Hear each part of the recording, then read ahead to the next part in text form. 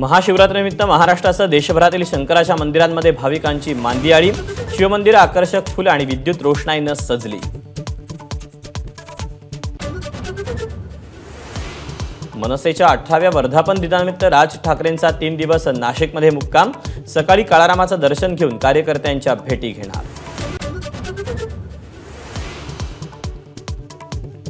उद्धव ठाकरेंच्या धाराशिव दौऱ्याचा आज दुसरा दिवस। कळंब आणि भूममध्ये ठाकरेंच्या सभा।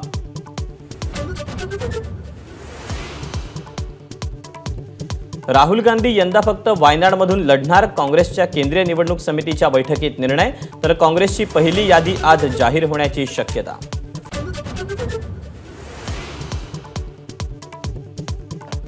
राहुल गांधींच्या भारत जोडो न्याय यात्रेचा समारोप मुंबईतील शिवाजी पार्कमध्ये होणार। 17 मार्चच्या सभेला राज्य सरकारची परवानगी।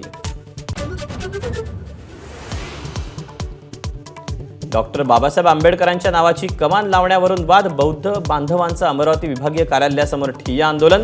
न्याय द्या अन्यथा मुंबई गाठू, बौद्ध बांधवांचा इशारा।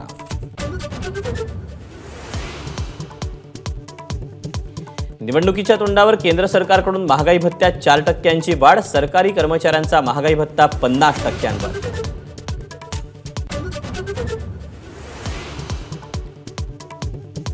धर्मशालामधील 5वा कसोटीचा पहिला दिवस टीम इंडियानं गाजवला। इंग्लंड 218 धावात गारद। तर भारताच्या पहिल्या दिवसाअखेर बाद 135 धावा।